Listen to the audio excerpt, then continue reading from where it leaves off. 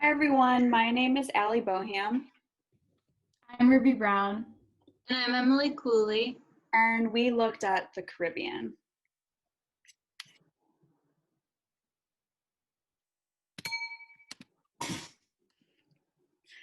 So we looked at the life expectancy differences between Cuba, Dominican Republic, and Haiti based on their diet and lifestyle of the people who live in those countries. So first we have Cuba, and some of Cuba's demographics is their capital is Havana, their government is a unitary socialist republic, their population is about 11.3 million. Their languages are primarily Spanish. Their religion is Roman Catholic and Afro Cuban. Their adolescent population, so ages 15 to 24, is about 12.3%. Their adolescent unemployment rate is about 4%. Their overall unemployment rate is about 1.5%. And then their leading cause of death there is heart disease. So they also have a obesity rate of 43% of the population. And then their life expectancy is women 81 years old and men 77 years old. So then some history about Cuba is October 27th, 1942, Christopher Columbus sighted Cuba and decided to name the island Juana. They had Aboriginal groups that inhabited the island, and then all of these Aboriginal groups were killed off due to a disease, and the Spanish culture prevailed over the Cuban culture due to the significant deaths of the Aboriginal groups.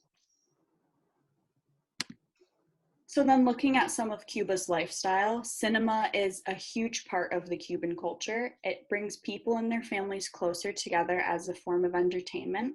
They have exceptional healthcare, which showed that they had really low infant and maternal mortality rates. Smoking is prevalent. Nearly 40% of men and 33% of women are smokers. And then they also have access to hard currency, so convertible pesos, which allows Cubans to enjoy modest luxuries. But those who can't get a hold of these convertible pesos struggle and beg to survive, which creates a stark class system and can contribute to poor nutrition. So then government subsidies is very common, even with things like mortgages, healthcare bills, college fees, taxes, and even tickets for the theater, cinema, ballparks, and concerts. Then we started looking at some of Cuba's diet. They tend to farm organically, but based on high prices and low availability, it makes it pretty hard to eat fruits and vegetables. So instead, fast food or cheap cafeteria foods are a lot more common, and these high fat foods can lead to a really imbalanced diet.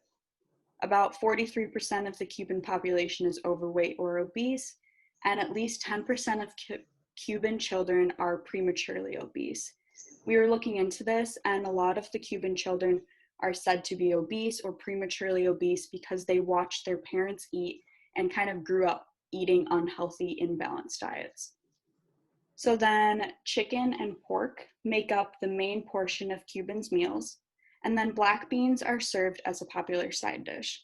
Black beans are prepared all different ways, so sometimes they do refried beans or a thick black bean soup, and then their thick black bean soup is a mix of beans and rice.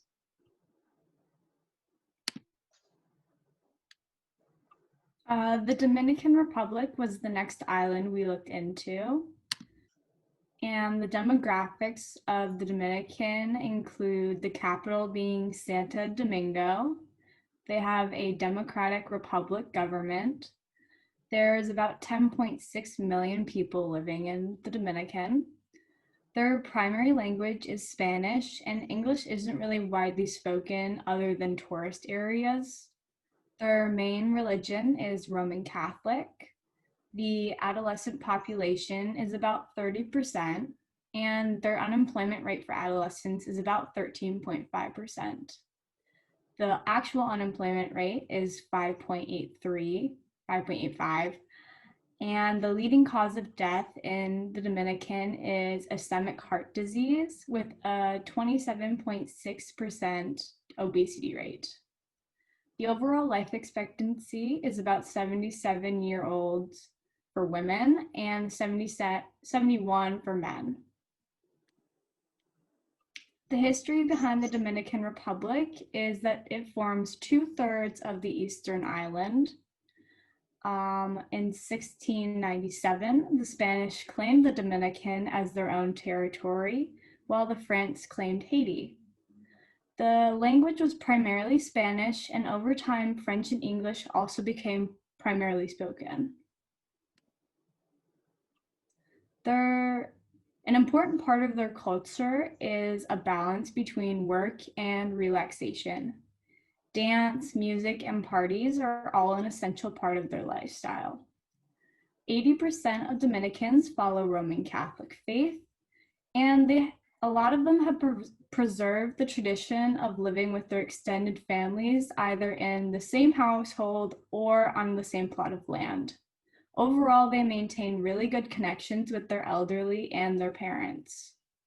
Drugs in the Dominican are completely illegal for both recreational or medical use, and if it's not followed, they could result in long and severe jail penalties. Most of the people in the Dominican live in rural areas, mostly as peasants or migrant workers, and some of them are small-scale landowners, and few of them are elite landowners. Their diet is a combination of Spanish, Taino, and African influences, and their diet is really high in starches such as rice, potatoes, yuca, and bananas. Nearly all of the recommended food groups are included in Dominican's diet, and only about 27.6% are obese.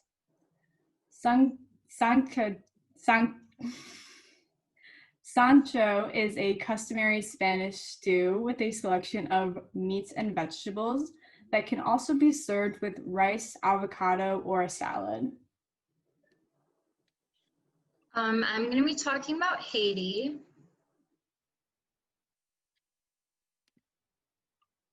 And some of their demographics are, the capital is Port-au-Prince. Their government is a semi-presidential republic. Population is about 11 million.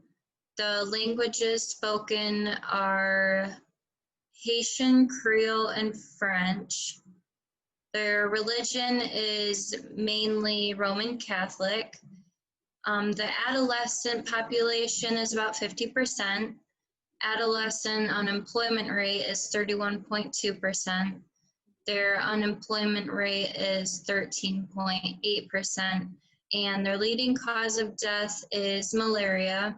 Obesity rate is 22.7%. And the life expectancy for women is 65 years old, and for men is 61. Next, we have some history. Haiti makes up of the western third of the island Hispaniola, located in the Caribbean. The Dominican Republic makes of the other 2/3 of the island. Columbus landed on the island of Hispaniola on December 6, 1942. When arriving, he met a kingdom ruled by a Taino Indian chief. The population was greatly exterminated after the French came in the 17th century to continue European exploration. Africans from primarily West Africa were imported as slaves to produce raw goods. Haitians revolted against the French from 1791 to 1804. The revolution forced Napoleon Bonaparte to sell Louisiana to the U.S. in 1803. Some of their lifestyle. Over 6 million people live below the poverty line of $2.41 per day, while more than 2.5 million fall below the extreme poverty line of 1.12 US dollars per day, leaving little to no room for medicine, clinics, and preventative care. Malaria, tuberculosis, intestinal parasites, and STDs take a huge toll on the population. Haiti is known for its rich folklore and Haitian voodoo traditions. Dancing, singing, and drumming are all very important to the Haitian life and is typically tied to voodoo, which is the religious experience of spirit possession. So next I'm going to talk about their diet.